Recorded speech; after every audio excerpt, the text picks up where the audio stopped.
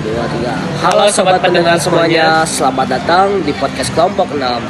Kali ini kita akan membahas, tapi sebelum kita membahas apa yang bakal kita bahas, kita izinkan memperkenalkan diri dulu ya guys. Perkenalkan, nama saya Farel Rahadian Mustafa dengan NPM 25.168, asal sekolah saya dari SMAN 22 Bandung. Terus ini ada rekan saya yang bernama Nama saya Muhammad Jimmy Jehan dengan NPM 25.182, asal sekolah saya dari SMA Pasundan 1 Bandung.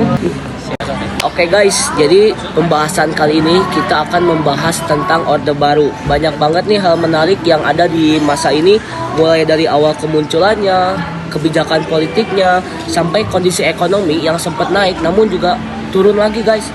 Jadi guys, yang pertama bakal kita bahas adalah awal mula Orde Baru. Jadi apa sih awal mula Orde Baru teh, Bang Jem? Jadi awal mula Orde Baru. Jadi Orde Baru itu lahir setelah berakhirnya masa Orde Lama yang tadi udah dijelasin. Nah, pemicu utamanya itu G30 SPKI. Kalian pasti udah pada denger ya soal G30 SPKI. Itu tragedi dulu tanggal 30 September itu. Kalian bisa lihat filmnya dan itu seru banget ya teman-teman. Betul. Waktu itu tuh muncul tokoh yang bernama Jenderal Soeharto, presiden kedua kita, yang kemudian mengambil alih kekuasaan lewat Super Semar atau Surat Perintah 11 Maret 1966. Dari sinilah Soeharto mulai memegang kendali pemerintahan dan lahirlah era baru yang disebut Orde Baru. Tujuannya waktu itu sih bagus, untuk meningkatkan ekonomi, menegakkan stabilitas politik, dan membersihkan pengaruh komunitas di Indonesia. Tapi ya kita bahas hari ini. Oke guys, jadi gitu ya awal mula Orde Baru tuh tujuannya tuh waktu itu emang bagus, cuman kurang efektif, nggak tahu gimana ya. Emang tujuannya kan awalnya ingin memperbaiki ekonomi, betul kan? Betul sekali. Cuman yang tadi saya jelaskan di awal, yang ekonomi di mana yang sempat naik cuman turun lagi. Berarti di situ banyak sekali pemerintah yang menjalankan tugasnya yang kurang efektif. Oke, jadi kita masuk di bagian kedua, yang dimana katanya waktu itu tuh kita tuh nggak boleh mengkritik pemerintah. Itu terus gimana sih Bang Farel? Iya betul. Jadi di balik itu semua ada sisi lain yang lebih kelam, yang cukup kelam. Selama masa Orde Baru, rakyat tidak bebas untuk mengkritik pemerintah. Kebebasan berpendapat itu sangat dibatasi, bahkan media massa pun diawasi ketat oleh pemerintah. Jadi kayak dibatasi banget lah media massa tuh untuk mengkritik pemerintah. Jadi siapapun yang berani mengkritik kebijakan pemerintah itu bisa dianggap mengganggu stabilitas nasional. Dari mulai mahasiswa, aktivis, bahkan jurnalis banyak yang ditangkap atau dibungkam karena dianggap melawan pemerintah. Karena dengan cara mengkritik itu dia dianggapnya melawan pemerintah, padahal kritik itu sangat penting kan untuk menjaga keseimbangan kekuasaan, betul kan? Untuk menjaga keseimbangan negara kita, karena kan kita negara demokrasi ya. Iya betul. Jadi mau nggak mau kita harus menerima kritik dan saran dari rakyat kan dia. Terus itu juga bisa dibilang masa itu demokrasi berjalan dengan setengah hati. Contohnya tuh ya kemarin kayak demo yang kemarin itu sangat dibilangnya Nggak adil banget ya, mereka malah enakan mereka gitu. Iya, kita yang menderita kan? Ya. Oke guys, jadi kita akan membahas materi yang ketiga. Jadi pada masa Orde Baru waktu itu, inflasi dan ekonomi besar-besaran tuh kayak gimana sih Bang Gia? Nah, sekarang kita bahas soal ekonomi ya. Waktu awal Orde Baru, kondisi ekonomi Indonesia parah banget. Inflasinya sampai 600%. Bayangin aja teman-teman. Nah, harga barang bisa naik berkali-kali lipat gara-gara inflasi ini.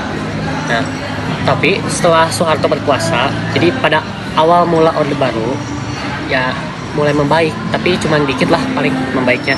Nah, itu tuh dapat bantuan dari luar negeri ya, jadi bukan karena sendiri.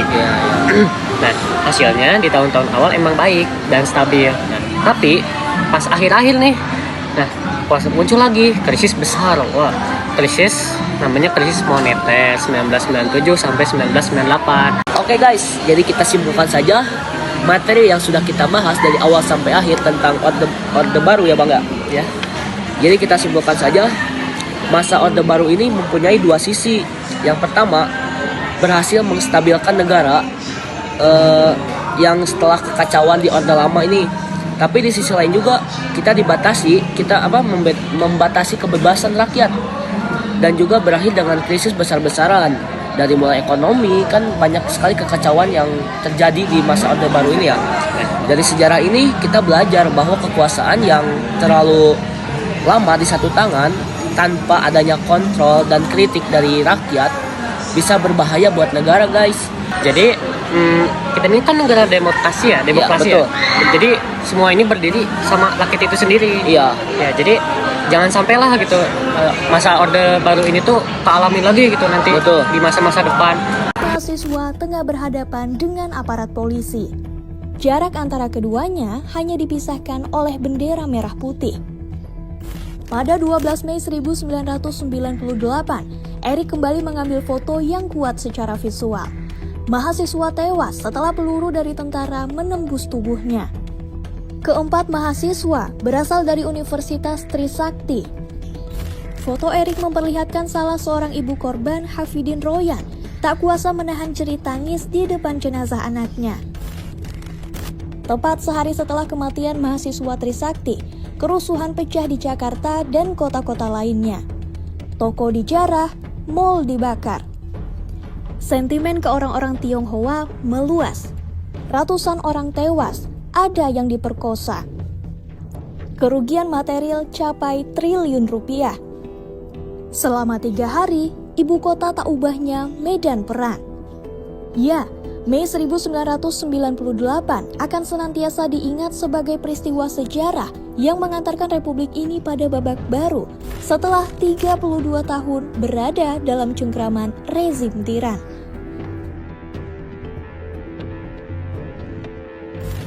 Pada 1997, Soeharto dan Golkar kembali menang pemilihan umum.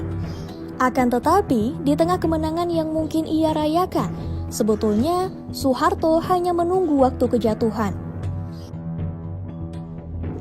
Pasalnya, kekuatan Orde Baru mulai digoyang cukup intens oleh oposan politik lainnya, dari parpol, ormas, ulama, hingga aktivis maupun intelektual.